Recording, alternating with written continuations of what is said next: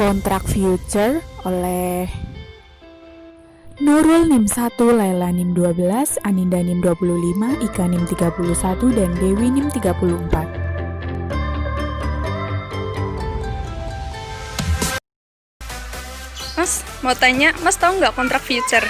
Tahu. Apa kontrak future? Mungkin kalau kontrak itu janjian ya, kalau future itu masa depan. Jadi mungkin kalau digabungan jadi kontrak di masa depan mungkin. Saya juga kurang tahu kalau saat itu.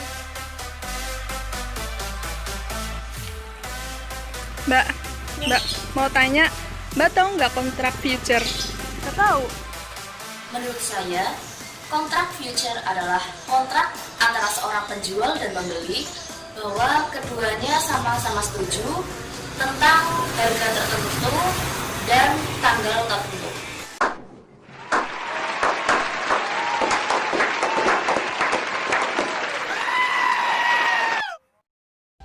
Jadi, kontrak future adalah suatu kontrak standar yang diperdagangkan pada bursa berjangka untuk membeli atau menjual aset acuan pada instrumen keuangan dalam suatu tanggal di masa akan datang dengan harga tertentu.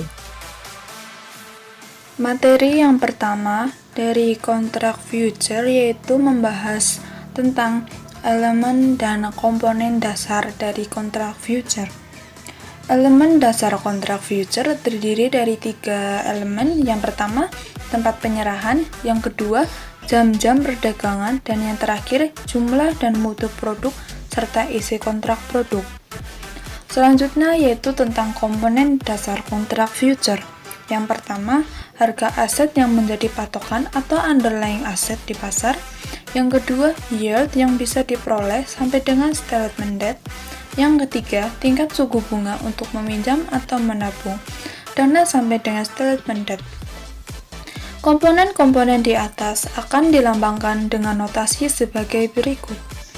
R kecil melambangkan suku bunga pinjaman dengan satuan persen. Y kecil melambangkan yield dengan satuan persen. P besar melambangkan harga di pasar dengan satuan rupiah. Dan F besar melambangkan harga future dengan satuan rupiah. Instrumen derivatif kontrak futur.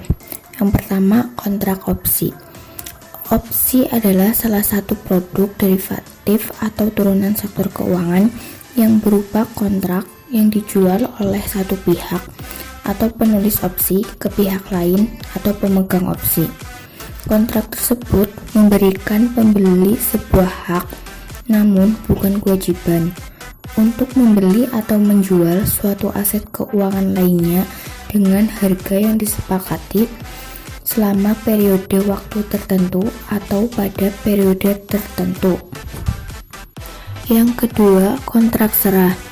Kontrak serah adalah perjanjian antara dua pihak untuk menyerahkan atau membeli komoditas atau valuta asing dengan harga, jumlah, dan tanggal penyerahan yang sudah ditetapkan sebelumnya. Kontrak serah bisa benar-benar diselesaikan dengan penyerahan komoditas atau valuta asing secara fisik atau melalui penyelesaian neto. Ketiga, yaitu kontrak berjangka. Kontrak berjangka adalah perjanjian yang sebenarnya sama dengan kontrak serah. Kedua belah pihak bersepakat untuk menyerahkan atau membeli komoditas atau valuta asing dengan harga, jumlah, dan tanggal penyerahan yang sudah ditetapkan sebelumnya. Perbedaannya adalah kontrak berjangka diperdagangkan secara teratur di bursa berjangka. Yang keempat adalah swap. Swap adalah kontrak atau perjanjian untuk bertukar arus kas secara terus-menerus dalam jangka waktu tertentu. Transaksi swap yang paling sering dilakukan adalah interest rate swap. Meskipun demikian, swap bisa dirancang terkait dasar yang lain serta dihubungkan dengan harga atau tarif apapun yang cenderung berfluktuasi selain suku bunga. Memahami antara kontrak future, kontrak forward, dan kontrak spot. Kontrak future adalah suatu kontrak standar yang diperdagangkan pada bursa berjangka untuk membeli atau menjual aset acuan pada instrumen keuangan dalam suatu tanggal di masa yang akan datang dengan harga tertentu, di mana kontrak future adalah kontrak berjangka panjang yang bersifat mengikat atau memberi kewajiban kepada kedua belah pihak untuk menjual atau membeli underlying aset berdasarkan tingkat harga yang ditetapkan atau biasa disebut dengan harga penyelesaian, yang penyelesaian transaksinya dilakukan secara cash settlement di masa yang akan datang sesuai dengan expiration date yang ditetapkan di dalam kontrak tersebut. Kontrak forward. Kontrak forward adalah kontrak yang disesuaikan antara dua pihak untuk membeli atau menjual suatu aset pada tingkat harga tertentu di masa depan yang telah ditentukan. Aset yang dilibatkan dalam perjanjian kontrak forward dapat berupa segala jenis komoditas, misalnya seperti gandum, logam mulia, minyak, gas alam, dan lain sebagainya. Kontrak spot. Kontrak spot adalah kontrak yang melibatkan pembelian atau penjualan komoditas, keamanan, atau mata uang untuk pengiriman segera dan pembayaran pada tanggal spot, yang biasanya 2 hari kerja setelah tanggal perdagangan. Peranan kontrak future. Kontrak future berperan untuk melindungi fluktuasi harga. Jika harga sekuritas turun, investor akan mendapatkan tingkat hasil sebagaimana yang telah tertera dalam kontrak. Dan pada saat harga sekuritas naik, kerugiannya dapat dikompensasikan pada kontrak future yang ada di pasar. Kontrak future juga berperan untuk melindungi institusi dari fluktuasi tingkat bunga pinjaman. Seandainya bank komersial ingin meminjam uang dari bank sentral pada tahun mendatang, akan tetapi diperkirakan tingkat bunga pada saat itu tinggi, bank komersial dapat membuat kontrak future dengan bank sentral pada tingkat bunga yang lebih rendah daripada yang diramalkan. Pada kontrak tersebut, bank sentral setuju menyediakan sejumlah sekuritas tertentu untuk bank komersial pada harga dan waktu tertentu. Faktor-faktor yang berpengaruh terhadap pembentukan harga kontrak future.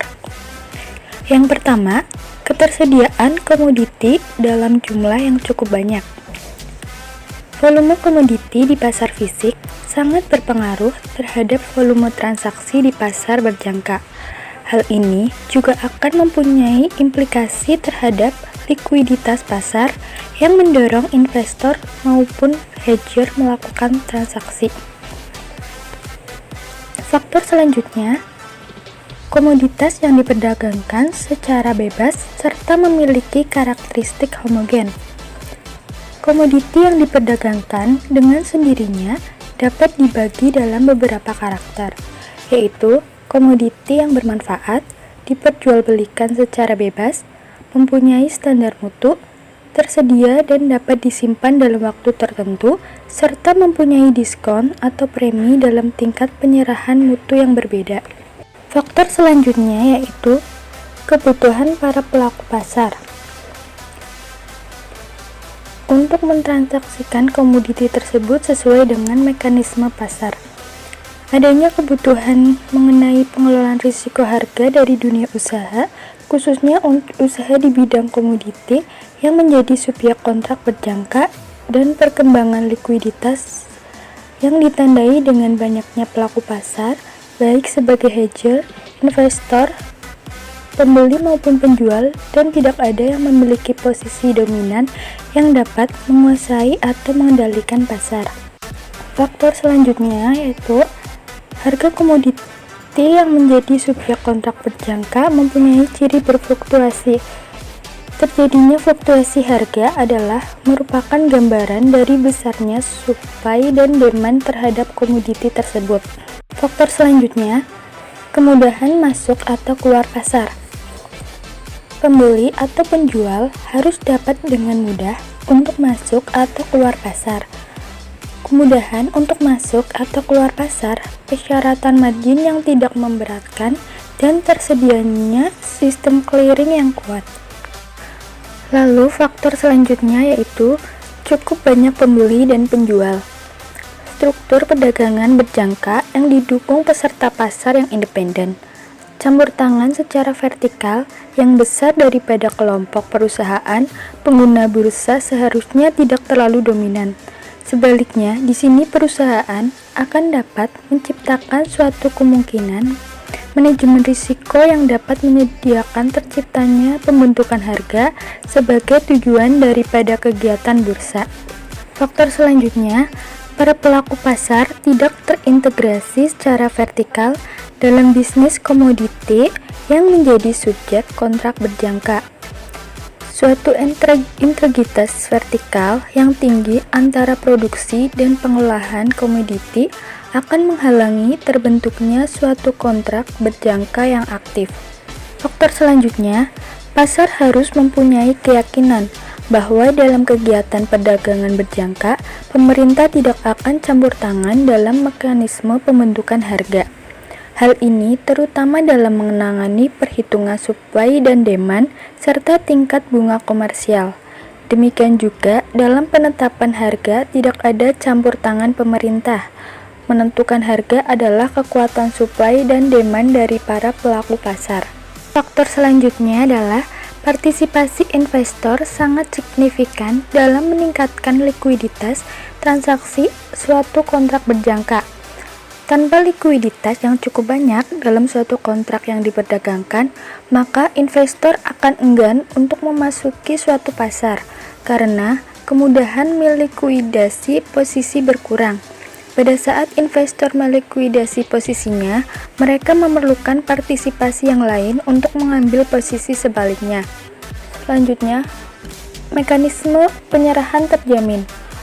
Komoditi yang menjadi subjek kontrak berjangka harus dapat disimpan dalam waktu tertentu, dan tersedia fasilitas gudang sebagai tempat penyimpanan barang dan tempat penyerahan barang dari kontrak yang telah jatuh tempo. Faktor selanjutnya yaitu spesifikasi kontrak harus akurat. Spesifikasi kontrak sekurang-kurangnya terdapat jam perdagangan, bulan penyerahan, hak dan tanggung jawab penjual dan pembeli, volume dan mutu yang dapat diserahkan, tempat penyerahan, tata cara dan penyerahan dokumen, mata uang, dan perubahan harga minimum, batas fluktuasi harga yang diizinkan, dan proses clearing. Faktor selanjutnya, tersedianya fasilitas dan infrastruktur pasar berjangka yang strategis dan memadai. Sarana dan fasilitas menunjang merupakan suatu syarat mutlak penyerahan barang. Tempat perdagangan harus mempunyai fasilitas penyelesaian perdagangan berjangka dalam bentuk cash settlement, mekanisme perdagangan yang jelas. Faktor selanjutnya, menarik bagi hedger. Jumlah satuan dalam kontrak harus dapat mengakomodasikan kebutuhan perdagangan besar, juga partisipasi produsen, prosesor, pedagang kecil, pemakai atau investor kecil. Selanjutnya, penetapan kontrak berjangka. Kontrak berjangka merupakan unsur yang sangat penting dan menentukan untuk dapat terselenggaranya kegiatan perdagangan secara baik dan dapat diminati oleh para pelaku pasar. Oleh karena itu, sebelum kontrak berjangka diperdagangkan terlebih dahulu, dilakukan penelitian antara lain diteliti kebutuhannya, manfaatnya bagi pengusaha dan perekonomian dan kemungkinan peluang bisnis serta kemungkinan likuiditas kontrak tersebut. Faktor selanjutnya yaitu tersedianya informasi harga yang up-to-date yang bebas bagi seluruh pelaku pasar. Informasi harus lancar dan tersedia bagi semua peserta yang berhubungan dengan komoditi yang diperdagangkan. Informasi harga di bursa harus tersedia dan disebarluaskan setiap saat bagi seluruh masyarakat pengguna jasa informasi, terutama pada pusat fasilitas perdagangan dan sarana teknologi yang merupakan persyaratan informasi bursa harus lancar dan akurat. Faktor selanjutnya, adanya iklim usaha yang kondusif dan mendukung terhadap bisnis yang berkelanjutan. Keadaan ekonomi, politik, hukum, dan peraturan-peraturan yang ada harus dapat mendukung dan mendorong lingkungan usaha serta kebijakan moneter yang bebas, khususnya lalu lintas devisa. Dengan demikian, para pengusaha akan berlomba dan perdagangan berjangka apabila mereka mendapat keuntungan karena lingkungan berusaha yang kondusif.